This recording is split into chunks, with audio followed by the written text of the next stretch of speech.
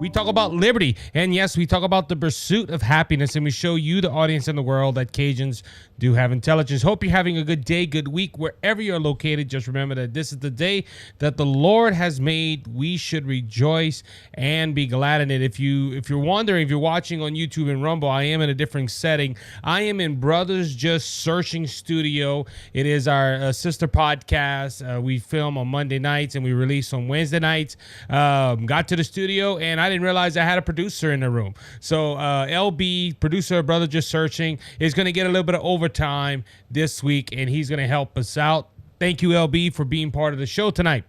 All right, guys, before we start off, I do want to say I didn't remember last time I was with you that October 7th, the last episode we went ahead and dropped, was the 1-year anniversary of the horrifying terrorist attack on Israel by Hamas. We have made 1 year since that horrible, horrible day in Israel. That is one of the, they said that's the worst day on Jewish history since the Holocaust.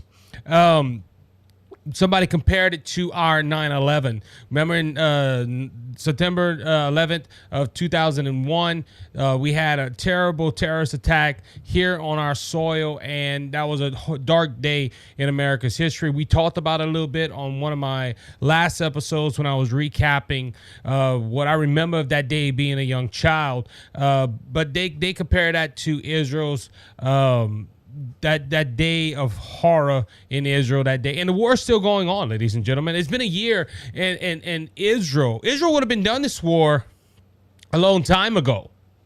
But unfortunately, leaders in this world, and including our own leaders, Harris and Joe Biden, they have been encouraging Israel to defend themselves, but not to retaliate in a form of that would escalate everything in the Middle East.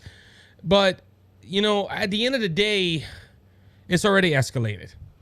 Hamas has been offered multiple ceasefire agreements, and they don't want to take it. Why? Because they know as long as they don't take it and they hide behind their own people, the world's going to take their side. We've seen this before, and I hate to say it, we're going to see it again.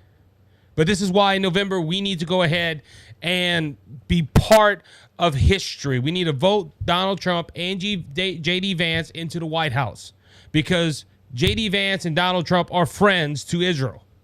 We already seen the 4 years of Donald Trump, how Donald Trump protected Israel, and he was the only one that went ahead and led peace in the Middle East and did not start a new conflict. This is what we need to do on November 5th of 2024. Talking about November 5th of 2024. Me and my good friend Kelby from the Kelby and Joe Show will be here at BJS Media and giving you all the breaking news and all the election highlights on November 5th. We're going to be starting around 7 p.m. Eastern Standard Time. Our polls here, I believe, close at 8 o'clock Eastern Standard Time. 7 o'clock is going to be when the first polls are going to start closing. We'll start getting numbers right when we get on the air, and we'll just walk through until we either hear that Donald Trump or Kamala Harris is president of the United States, or, you know, until we get too tired and we have to go home and sleep because we have to work the next day. Remember, we're blue-collar people. We have to work. And this is why we ask you to subscribe to the Kelby and Joe Show and the Isaac Hayes Show, because hopefully one day we get enough subscribers and enough watch hours that YouTube or Rumble or somebody will pick us up and we can go ahead and do this for a living. Also, to help my good friend Kelby Day go out, Bash on the Bayou is happening October 23rd at Pat's Fisherman Wharf in Henderson, Louisiana. Tickets on sale now. You can go ahead and look up the Kelby and Joe Show. They have all that information on Facebook. Go ahead and join this event. I was supposed to be at this event as a guest. Unfortunately, I got double booked and I cannot make it. So I am preaching that night. So I have to do my diligence to the Lord. And it's not because I'm under law. It's just that's my number one calling, is to preach and to teach the Bible. And Kelby understand. I told Kelby, he knows. So, hey, maybe LB, maybe he can give you those tickets. How about that, man? I can talk. LB went to one of those one time and we had to work it. So I don't know. I can yell at you. He said he can yell like me. Yeah. Hey, you get some free food. You get some free food. We got to get you a mic, man. We got to get you a mic. All right, so let's start off. I just wanted to let people know I did remember it. It didn't cross my mind. I had so much going on, as my good friend Scott Ford would say. Angry Isaac came out Monday on the Monday episode, and look, new times, guys. 10 a.m. Central Standard Time, Monday, Wednesday, and Friday. It will be, and look, we also on a new platform. I say new, we was on it before. It was just a headache to get on, but Rumble made it a lot easier. I'm gonna be honest with you. We are streaming our shows on Rumble, on YouTube, and on Facebook. And if I'm not mistaken, I think Facebook got the most plays last episode. Now, how many people watched it, I don't know, but hey, we got some plays, so I'm just excited about that. But yeah, 10 o'clock Central Standard Time, and we'll be live. That's 11 o'clock in the East Coast. That is 7 o'clock in the West Coast, if I'm not mistaken. 8 o'clock, 7 o'clock, something like that. You can figure it out. All right, let's start with the news for the last 2 days, and we have some doozies. Peter Doocy is back in the news. Him and Karine Jean Pierre, they're boxing it out. Look, I'm gonna be honest with you. I've never ever seen this much contention between a reporter and a press secretary. Well, now I'm thinking about maybe so. Trump's press secretary. She's on Fox News. She's on the morning show. I can't remember her name, but her and the CNN reporter really got into some doozies. But Karine Jean Pierre and Peter Doocy went ahead and duked it out once again. Peter Doocy and Karine Jean Pierre were in the press room, and Saturday, and I talked about it on the Monday show. Kamala Harris sent a pledge out saying she will spend $157 million of additional assistance to Lebanon. Excuse me, while Israel attacks Hezbollah's infrastructures and targets in the country. Harris argued the country was facing an increasing dire humanitarian situation. Excuse my grammar, I'm sorry. But Doocy went ahead and asked Karine Jean Pierre about this on Monday, and Biden sent a letter to Congress saying, hey, you'll have to come back and approve aid for small businesses that are affected by Helene. Now, again, giving you some context, this is the same president that was told, hey, we have no more money in FEMA to take care of people if another storm happens. And we have another storm coming. By the time this video is released, Milton is probably going to be hitting Florida. All my people in Florida, please be safe, and please seek shelter if you're in trouble. I'm praying for you, by the way. I'm praying that the Lord stops that storm. But Mayorkas said, hey, there's no more money in FEMA, and we're hearing that the federal government don't have money to help these people, these citizens of the United States, and they need help, but they just don't have no money. So we need Congress to come back, and we need Congress to put some money on the table so we can help our citizens. But at the same time, the Biden administration and Harris administration, as we're going to talk about later on, she does take credit for everything that Biden has done. She's trying to distance herself, but she is. We're going to be talking about this later on. But they need money. But they're sending money to Ukraine, and they're sending money to Lebanon. Wait a minute. I thought we had no money. Well, Doocy went ahead and asked her on, let me go ahead and find the quote. Yes, he said, on the issue of funding, the administration has money to send to Lebanon without Congress coming back, but Congress does have to come back to approve money to send to people in North Carolina. Do I have that right? Doocy asks Karine Jean Pierre. Karine Jean Pierre's response, the president and the vice president has had the robust whole of government response to this. More than $200 million for the disaster help. Jean Pierre responded, adding that people want to do disinformation, misinformation, mark that word because I'm going to highlight it in a little bit, which is dangerous because then when folks on the ground hear that, they may not want to ask for the help that they need, that there is there for them. Now, listen how she switched this whole topic around. Peter Doocy asked her the question. Listen, y'all saying Congress has to come back, but y'all have money to send to Lebanon and other places without Congress. Do I have that right? Hey, Congress has to come back for that, but y'all can spend money on other things without Congress? He was asking for an explanation. And she just says, well, they have the whole of government response to this. And then she turns it to misinformation or disinformation. And ladies and gentlemen, when I heard that and I watched the video, it clicked. When they don't want to answer a question that might be controversial, they will go ahead and say, well, what you're getting reports that are disinformation or misinformation. You don't have the whole story, and y'all reporting it to these people and making these people think that we don't have money in the government. There's a problem with her statement right from the jump. Mayorkas, the Homeland Secretary of Homeland Security Secretary, said they don't have money. They're running out of money, and we found out they sent it to people, to use it on illegal immigrants, to house them, to feed them. We have stories that the Biden administration, right before the storm, sent money to Ukraine. We have the reports. We have the expos. We have all the documents to say that Kamala Harris wants to send $157 million to Lebanon. So for her saying, hey, this is misinformation, no, Peter Doocy is correct. And I don't care how many of y'all left-leaning baboons out there will say, no, Fox News ain't real information. Well, yes, they are. They have the proof. I'm not trying to offend people, but I get this all the time from left-leaning people. Oh, Isaac, you're quoting false information. We have the proof. I talked about it on the last show. But it's misinformation, and if they can't answer a question, the first thing they go to is misinformation or disinformation. They're trying to cover their misinformation and their disinformation. Try to say that 2 times, Lord. It's not easy. Then Doocy continued his questioning, but President Biden is fond of saying, show me your budget and I will tell you what you value, Doocy said. If he got money for people in Lebanon right now without Congress having to go back, what does that say about his values?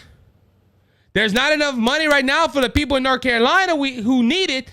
That's not misinformation. Going back to my quote, and Doocy said it right.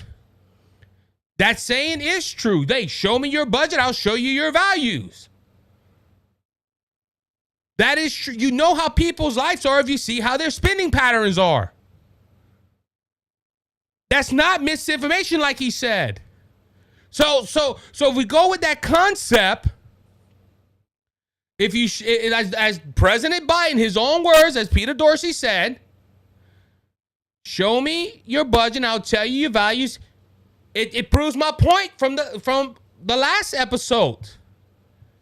How the Biden administration rather take care of everybody else except American citizens. So people, should we vote for Kamala Harris? No, because she's part of that. We prove that later on. I got the receipts. Now, Karine Jean Pierre, instead of answering the question, just continues on the misinformation. And Peter Doocy said, hey, that's not misinformation. She started on it. Your whole premise of the question is misinformation, sir. No, it's not. This has been widely reported by several other outlets. Just not conservative outlets. Liberal outlets have reported on this. And they started engaging in back and forth. And Doocy asks whether the president's letter to Congress saying there's not enough money for SBA disaster loans was it misinformation. Karine Jean Pierre said, no, the way you're asking the question is misinformation. How? Let's go back to Peter Doocy's original question. The president and the vice president has had a rebut. Oh, no, correction. I was quoting Karine Jean Pierre. See, when I get flustered, I don't know where I'm at, but I found it. He said, on the issue of funding, the administration has money to send to Lebanon. Is fact. Without Congress coming back, is fact. But Congress does not have to come back to approve money They have to come back to approve money to send to people in North Carolina. That the president acts. That is fact. And he just asked the question, do I have that right? All he did was, hey, do you have that right? All she had to say is yes or no. No, she started this whole rampage of whole of government and disinformation and misinformation. So when she comes out and says the whole premise of your question is misinformation, she's wrong. She is wrong. And when she says, no, the way you're asking me the question is misinformation. No, it's not. He's asking a legitimate question.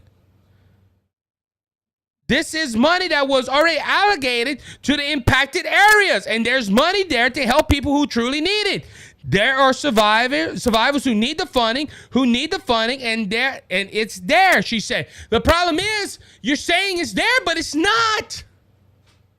It's not, y'all. Alexander Mayorkas said, hey, we don't have that much money left for another disaster. But she wants to go ahead and say, oh, yeah, we have money there. She's spreading false information from her own official. Doocy responded, you can't call a question you don't like misinformation. Bingo. Like I said, that's what I saw. If they don't like a question, oh, we're not going to answer that because that's misinformation. That's basically what Harris, Biden, Karine Jean Pierre do. If they don't like a question, they say, hey, that's disinformation, let's move on. And of course, the left-wing media, CNN, CBS, ABC, all of them are going to say, yeah, sure. Without fact-checking, we already know from the debates, they don't fact-check the Democrats, just the Republicans. But let me go and tell them, hey, you're spreading false information. Oh, no.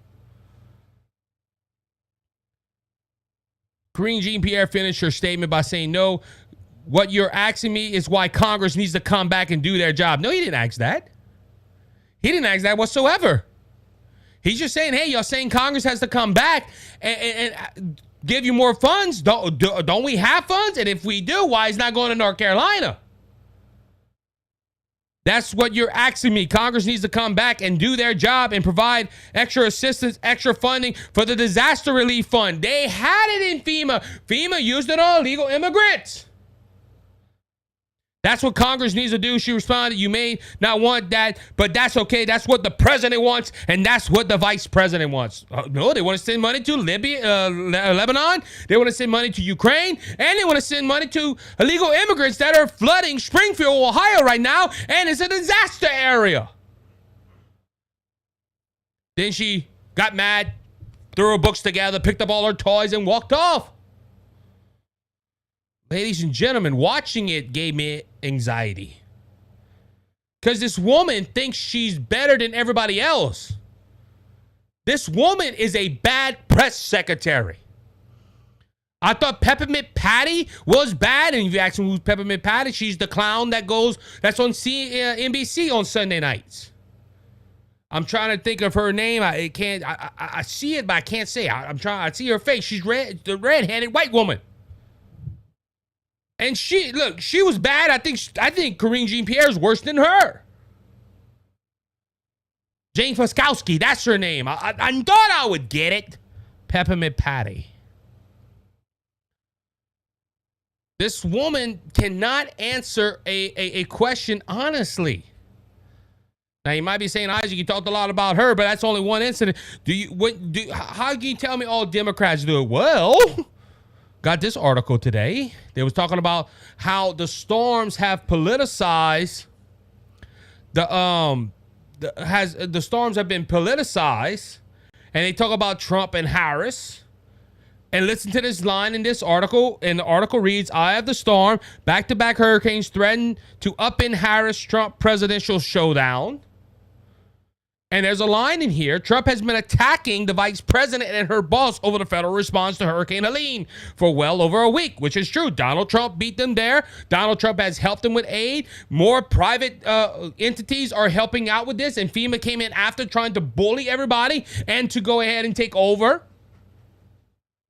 Harris said this on Monday, though. She fired back at Trump, accusing Trump of pushing a lot of mis and disinformation. Oh! Madam Vice President, why, what's going on? Why aren't you at the scene? Trump said this, Trump said, oh, Trump is spreading misinformation and disinformation. No, he's not. There's some things that the former president has said make me scratch my head. But he's not saying false information or disinformation or misinformation. See, she didn't like that. She didn't have a response to the question. So the first words out of her mouth is, don't listen to Trump. He's just spreading false information and disinformation. The Hunter Biden laptop was misinformation. It was Russian collusion. You remember all that? And guess what? Come to find out, it was his laptop. So who's spreading the false information and the disinformation and the misinformation? The left-wing media. The conservative people like myself and Two Mics Live and Scott Ford, all of us, we were saying it was his laptop, but social media and left-wing moves, oh, that's misinformation. And come find out, they were lying. We were just speaking the facts as we knew them at the time. They weren't facts. That was true disinformation. Ladies and gentlemen, I've said it before and I'm going to say it again. When the Democrats cry wolf, look under the sheep because they're probably all wolves. The left, if they say they're about to do something, they accuse somebody of doing something, 9 out of 10 they're doing it. They're spreading disinformation and misinformation. But it's all swept under the rug. Why? Because they have the left, they have the mainstream media on their side. It makes me sick. What Peter Doocy said was true. And instead of responding to the question, they go ahead and say, hey, that's misinformation or disinformation. When they say that, you need to believe it. You need to believe it. All right, moving on. Kamala Harris is having a big week this week. First off, I'm going to go ahead and pull this in my notes. I thought I did, but apparently I didn't. Kamala Harris is having a big week. First off, she's trying to capitalize on the storm that is about to hit Florida. As I said, Helene was mismanaged, is still being mismanaged by the Biden-Harris administration. And they're trying to say that Donald Trump's spreading false information or misinformation, as I said earlier, but that's not true according to a lot of sources. I even know someone that gave me an account of what's going on in North Carolina. A lot is going on. It is being mishandled by this administration, ladies and gentlemen. So this next storm coming, I guess Harris is thinking, hey, I have to get on the ball with this. Vice President Kamala Harris tried to call the Florida governor, Ron DeSantis, and he didn't answer. And this started up a whole political storm. Vice President Kamala Harris takes aim at Republican Governor Ron DeSantis of Florida on Monday for reportedly not taking her calls regarding federal storm relief efforts as a second powerful hurricane bears down on Florida. This is her response. People are in this desperate need of support right now. The storm ain't there yet. And playing political games. Remember, I told you, if the Democrats accuse you of something, look at them. At this moment, in these crisis situation, is just utterly irresponsible. And it is selfish, Harris charged on Monday. It is about political gamesmanship instead of doing the job that you took an oath of office to do, which is to put the people first. Okay. I'm going to stop right there. Put the people first. What people? The American citizens? Are your friends in Lebanon and your friends in Ukraine and other countries abroad? Or the illegal immigrants that are here that are getting free stuff from the federal government? Those people? Or are you talking about the people in North Carolina? Because you haven't put them first. Showing up days late and a couple of dollars short, apparently. So I want to just address that. She's saying people are in desperate need. Well, not yet. At the time of this video, the storm going to be coming either Wednesday afternoon or late Wednesday night. It's a powerful storm. We're praying that it dies down. But yeah, people are going to be in need, but they don't have nothing right now. You have people in North Carolina and Georgia. Now, after the storm, possibly, most likely, they will be needing something. And Ron DeSantis, to his credit, is doing something. You know, Helene hit Florida too, by the way. I just want to bring that out. Florida got hit by the same storm North Carolina and Georgia did. Florida was prepared. They are a coastal state. Like Louisiana. Louisiana, most of the time, is ready for storms. And LB, I wish you had a mic because what do we have here in Louisiana when hurricanes come? We have hurricane parties. We have not to take it lightly, but I'm just saying there's some knuckleheads that go ahead and say, hey, a hurricane's coming. We can drink beer and watch TV until the lights go out. And cook a gumbo. Thank you, LB. That's why I need LB here. They have a party. I'm not trying to take this storm lightly, but I'm just saying. Florida was prepared for Helene. Unfortunately, Georgia and North Carolina and Tennessee was not. They had a lot of rain. That played a factor in it too with the mudslides. But she's saying people are in desperate need right now. No, they're not right now. She said that they're playing political games. This is one I really want to get to. Political games. Madam Vice President, what is your title? Madam Vice President. It's not her responsibility to call the governor of Florida. It is President Joe Biden's job. It is President Joe Biden's job. So who's playing political games? She goes up on, and Ron DeSantis said, I didn't even know she called. She's not the president of the United States. Look, Ron DeSantis said it later on in the day in a press conference. He said, I didn't know she called, but he told Sean Hannity, hey, I've had storms with President Trump and President Biden, and we did pretty well. So who's making this a political game? It's not Ron DeSantis. Ron DeSantis didn't pick up his cell phone and say, hey, Miss Vice President, I need your help.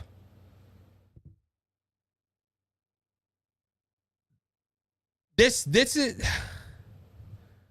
Now, Ron DeSantis said it right. He said on Hannity on Monday evening that the vice president was delusional. Asked early on the Monday of the reports of her call, DeSantis said he wasn't aware Harris was trying to reach him. This is his quote. I don't know that she had called. I'm not sure who they called. They didn't call me, he said. It wasn't anything that anybody in my office did in terms of saying it was political. Ladies and gentlemen, somebody's lying in this story. And I don't think it's Ron DeSantis. He has a bigger fish to fry than talk to Kamala Harris. Harris was looking for brownie points for the American people. Hey, look, I can take care of a storm. Now, this goes bad, too, by the way. Again, where's the president of the United States? I heard today he's taking more vacation time than he ever did before. Who's running this ship? Who's guiding it? Hey, there's an iceberg coming. Who's at the wheel? Probably eating ice cream and taking a nap. I don't know. But why is the vice president calling? Why ain't the president calling? Come on, people. Let's wake up. Also going for Harris this weekend. She went on a media blitz. Now,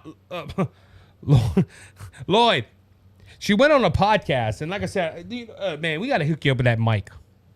She went on a podcast on Sunday. I didn't know this until after we recorded for Monday's episode. But she went to a real political podcast, man. She didn't come on the Isaac Hayes show or the Two Mics Live show. She didn't go on the Scott Ford show. You know, political shows that we can ask some questions No, she went on a podcast called Who's Your Daddy? Do you know, Lloyd, do you know what's the main attraction of this podcast? Why people listen to it?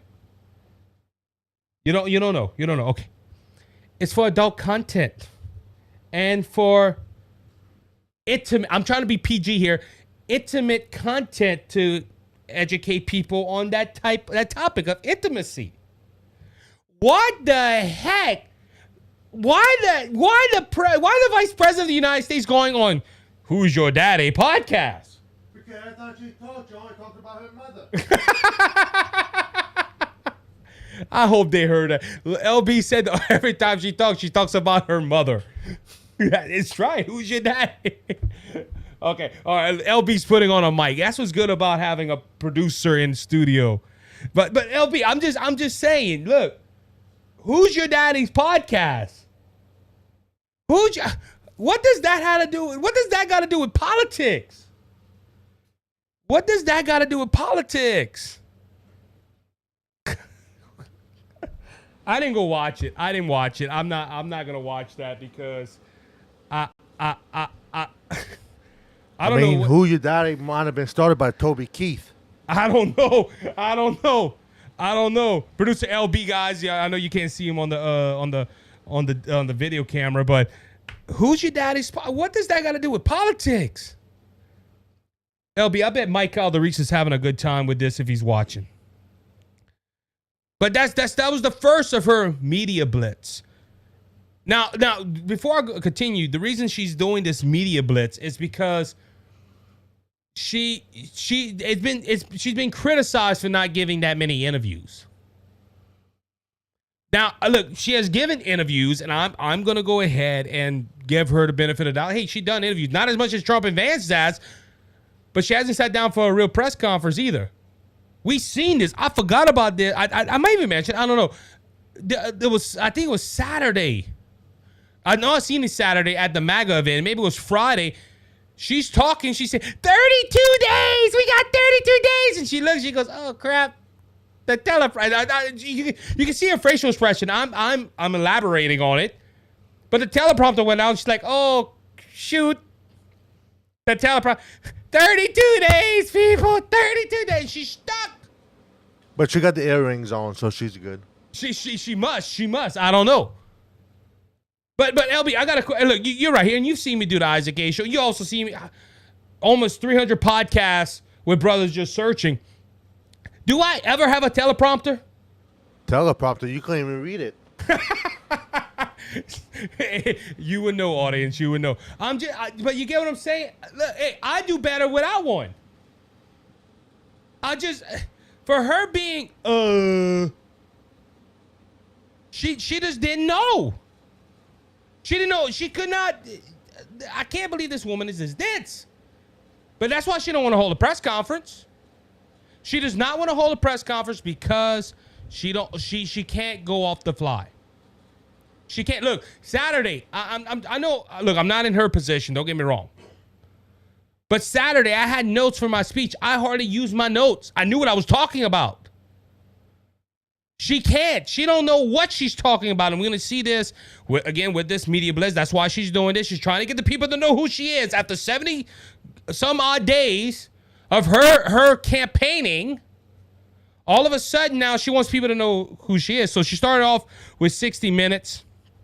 And 60 Minutes, I heard it was a light interview of the articles I've read, but there were some things she got caught on.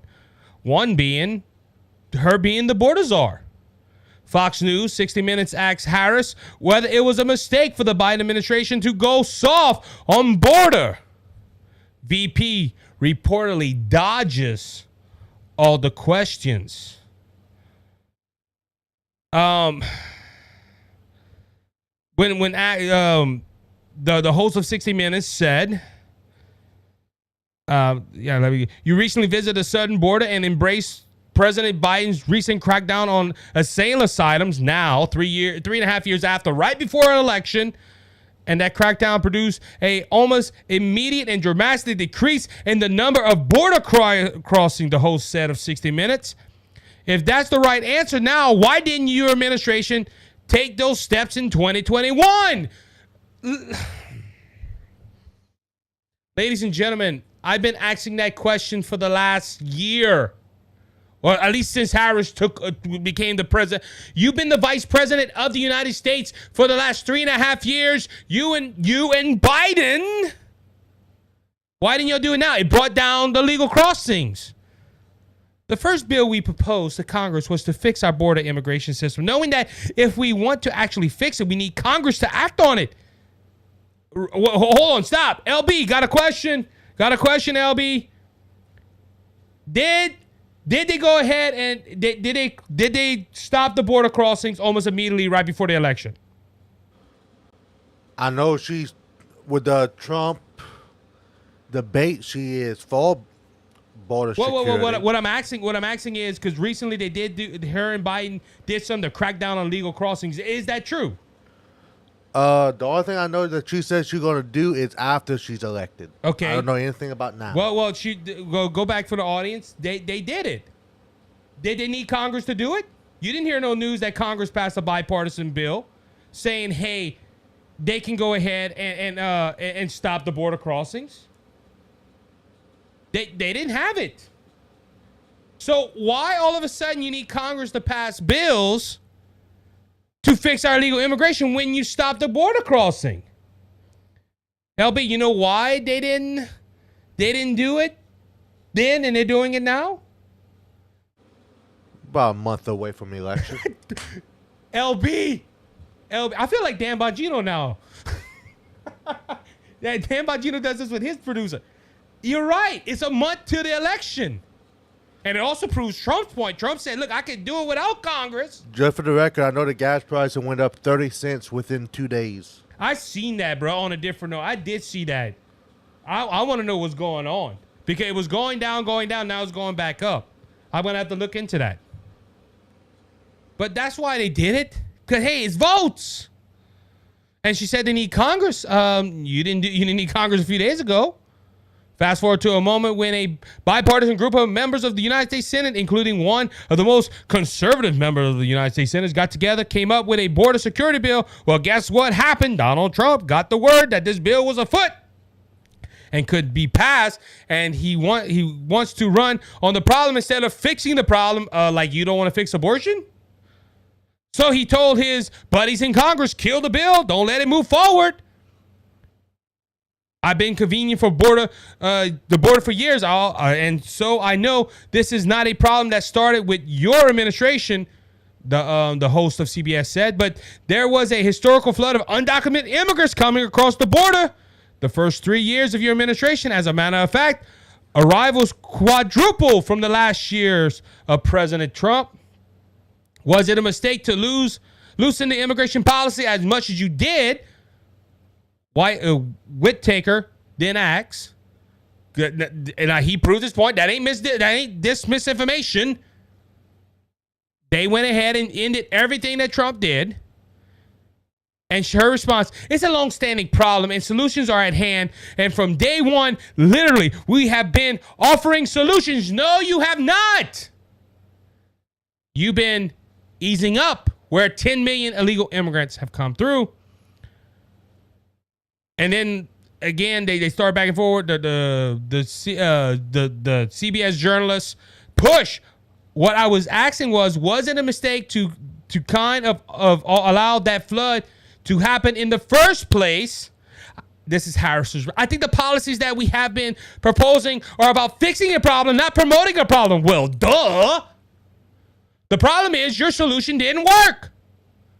And you couldn't stay with the former administration. Now you're doing it because you're trying to get votes in November, but you couldn't stay within policies from the last administration because it would have made we would have started asking the question, well, why did we vote y'all in?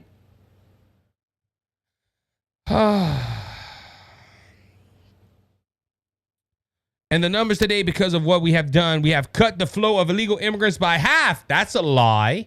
10 million illegal immigrants have passed. Harris continued as Whittaker attempted to ask the question a third time. We have to cut the flow of fentanyl by half, but we need Congress to be able to act to actually fix the problem. The problem is you lied. See, we talked about misinformation earlier. She just gave some. We cut it by half. No, you didn't. Not if you compare it to the 3.5 years you've been in there. She got caught with another about her flip-flops, and this is the border crisis in 60 minutes. The Daily Caller put this in when asking her, you say your values, why you have flip-flops? She couldn't answer those questions.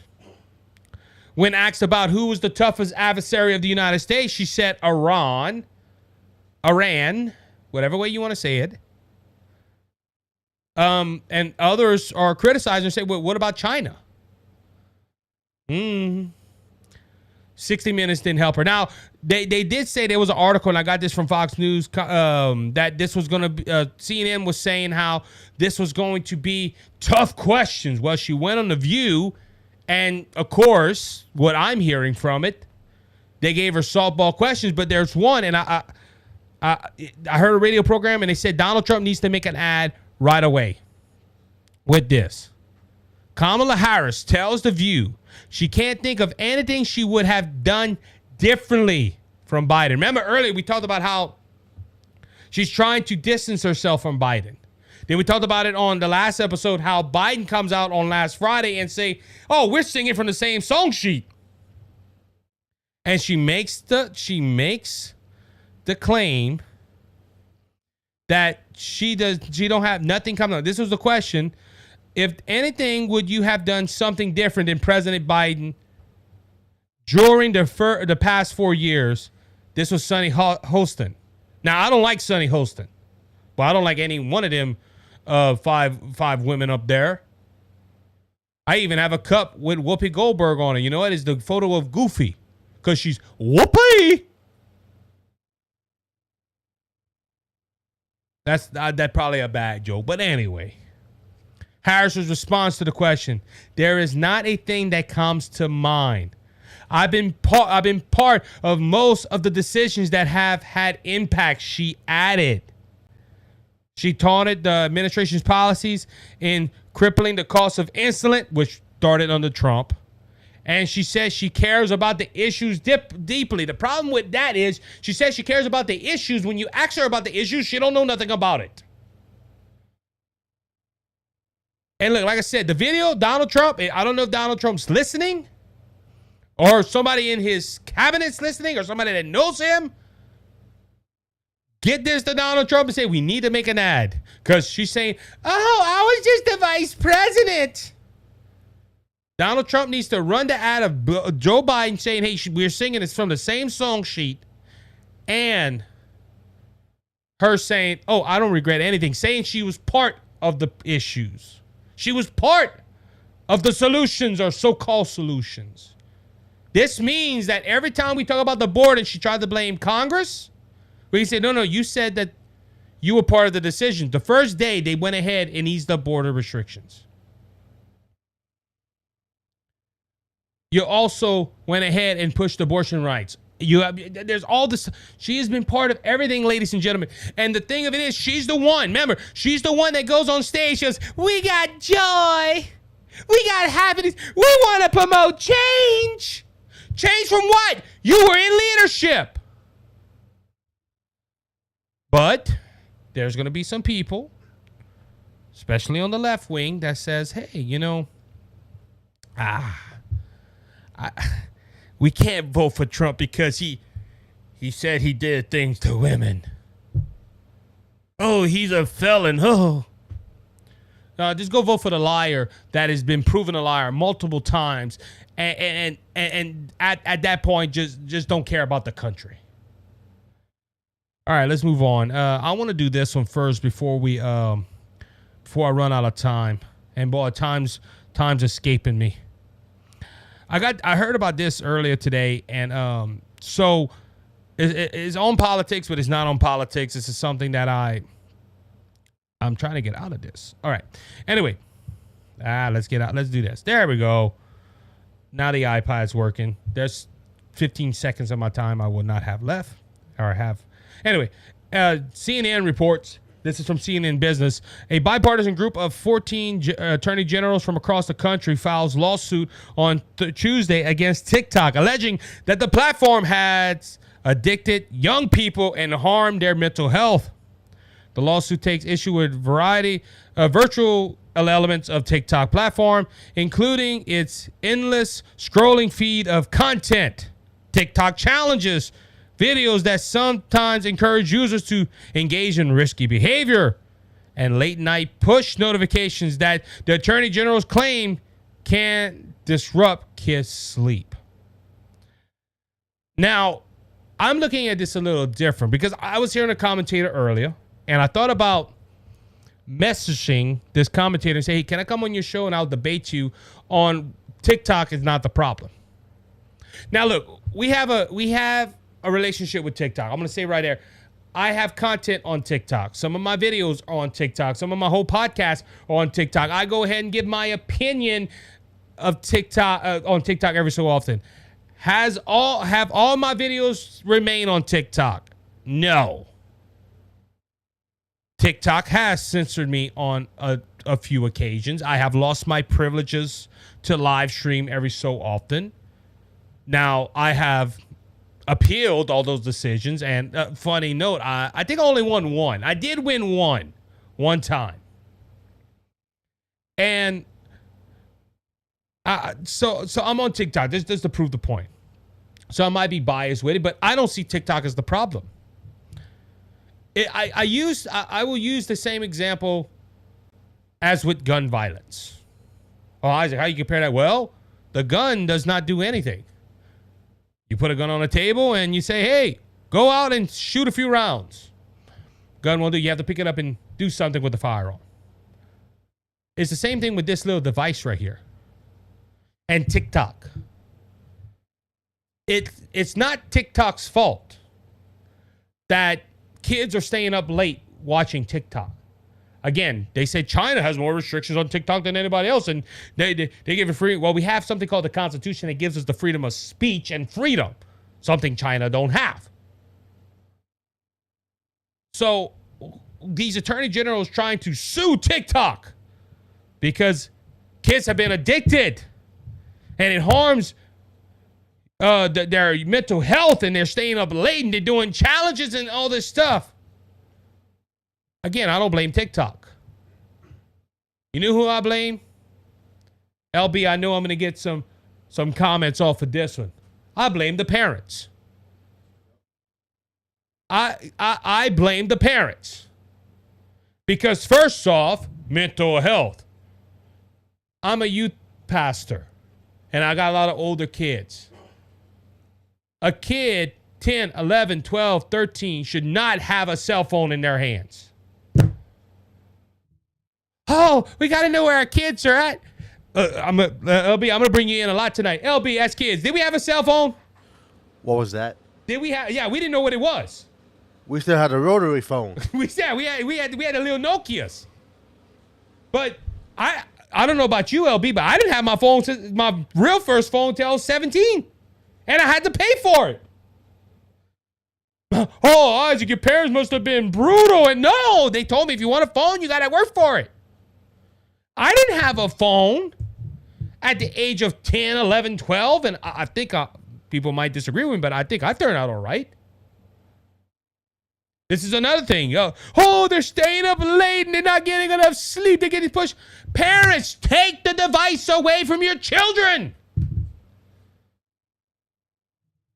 I have 3 young kids, and it's very seldom they touch my cell phone. And I promise you, they ask me for it. But you're telling me they're going to blame TikTok for that? No, parents, if you see your kids too much on the doggone phone, take the phone. Punish your kids. Tell them, hey, after 10 o'clock, no device, or I take it away permanently. Remember, parents, you pay the bills. Their mental health. Oh, they're doing these challenges. Teach your kids right and wrong. You know what? I'm about to expose myself. You know how many dumb stuff I did growing up? And I got punished for it? Because you know why? My parents told me no. Oh, Isaac, that's harsh. No, it's right. This is where the preacher inside of me is going to come out. Spare the rod, spoil the child. I'm not advocating. You can parent your kids any way you want. But I'm just going to say it bluntly as I can. I think I've already did it, but it's not TikTok's fault. Look, I got an Xbox and a PlayStation at my house. You know, when my kids play it, I'm supervising them. I'm making sure they're not getting nothing on that they don't need to. We vet all their games. When they get on this phone, I know what they're watching or what they're doing. But they don't have a cell phone or an Xbox or a PlayStation. But you have 14 attorney generals, including our own Liz Monroe, I heard, is part of this. It's not TikTok's fault. Oh, yes, it is, because it's their app. They're making kids addicted. No, they're not. Parents are not saying no to their children. Children are deceitful. This is why you got to train them up in the right way, the Bible says. Like I said, look, older teenagers, I understand they can use the cell phone. They might be a little bit more responsible. And you might be saying, Isaac, I don't have your opinion. Well, look, you're watching this because I have an opinion and you want to hear my opinion. You can disagree with me. Comment. I'll see it. It's not TikTok's fault. So suing a company for it being addicting or for it hurts their mental health. Now, I know there's going to be some, and I'll just think about this argument. There's probably going to be some that's going to say, well, Isaac, fentanyl and all that. No, that stuff is addicting when you take it away and you try to take even that though. Okay, if you have a drug addict, what's the first thing you do? You take away the substance. They wouldn't have TikTok if they wouldn't have a phone. So I totally disagree with this lawsuit. And I hope the courts agree with me on it. TikTok is not to blame. Parents need to take away the cell phones. Parents need to be parents. They don't need to be buddy and oh, you can have a cell phone little thing, you know. Don't do nothing crazy on it. What you doing? I learned this on YouTube. And look, that's another argument too. TikTok. Oh, TikTok this, TikTok that. I'm hearing that all. TikTok to blame this, TikTok to blame that. What about Facebook? What about YouTube? What about every other social media avenue? Look, we're on. Look, I'm not against Facebook. I'm not against YouTube. I'm just saying, because we're on these platforms. But everybody, oh, TikTok this, TikTok that. What about the other social media accounts? Don't forget, they also don't like Twitter. They don't like X right now. You're right. Thank you, LB. That when it was a left-leaning social media account, they loved it. Now they hate it because Elon Musk owns it. They're trying to shut down X, ladies and gentlemen. The reason they want to shut down Twitter, and look, it's not perfect, but Twitter gives us a lot of free speech. I think that's the reason. These Republican attorney generals that teamed on to this, I think it's a mistake. Again, our own Liz Monroe signed on to this, and I think it's a terrible mistake she did. We got a lot of stories to get to. I'm going to briefly get through them with a little bit of time that we have. State Supreme Court finally dismisses case against Christian cake baker after 12 years of legal battles. That's right. How many of y'all remember the cake baker that LGBTQ couple came in and said, look, we want to go ahead and you to make a special cake. He says, I will sell you a cake that's already made, but I will not make a special cake. Got sued for discrimination. Won the case after years of going through the court system, nearly losing his business. Right after he goes ahead and wins that case, a lawyer calls the bakery shop and says, hey, I want a cake that's pink with blue trimmings. And it was for a transgendering of a child. The Jack Phillips says, no, it goes against my Christian beliefs. Do you know what the lawyer did? brings a lawsuit. And this guy has been in court for at least 2 years. I remember reporting this a while back. 2019. And it went up to the state Supreme Court of Colorado. And finally, people in Colorado did something right. They said he has free speech and he can reject it. So they threw the case out. But ladies and gentlemen, these left-leaning people are not going to stop. See, they cannot stand when someone like Jack Phillips or Donald Trump wins against them. Look, let's take Donald Trump's case right now with the dockets and not the dockets, the top secret documents and the January 6th stuff and all that. A lot of them cases are thrown out. So Jack Smith is trying. That's why he released his stuff the other day. Or the judge did. Because they can't stand to see conservatives win and stand on our values as American citizens. So they're going to push and push. And it would not surprise me if Jack Phillips ends up in court again. 12 years, 12 long years this man has been fighting legal issues. All because he did not want to make a cake. Now, me personally, if I go into a shop and they tell me we're not making this because we don't believe in your values. Well, you know what? I'm not gonna sue the people. I'm gonna walk out and go find another cake maker. And if worse comes to worse, I'll buy cake mix and I'll make it myself. Might not taste good, but I can't say that. LB tastes my cooking. He knows I can cook now. Well, cooking and baking are two different things. You're right on that. You're right on that.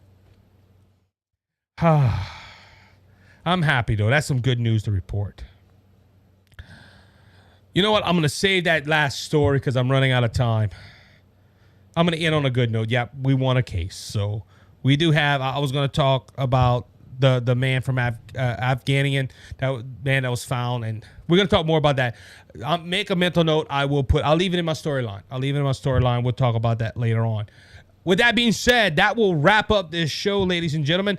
I want to thank you, as always, for listening to the Isaac Hayes Show. It is important that you hit the follow button or the subscribe button, depending on the platform you're listening on. If you're listening on audio, go ahead and share this with your friends and subscribe.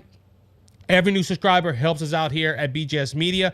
Also, again, we're in the BGS Media studios. We're not on the Isaac Hayes side. We're on the Brothers Just Searching side. Go ahead and check out our podcast, Brothers Just Searching. Airs every Wednesday night at 7 o'clock Central Standard Time. Love you guys. Be blessed. If you have any questions, go ahead and comment at the bottom. And I will get back to you as soon as I possibly can. Until next time, you be blessed. You be encouraged. You have a good one.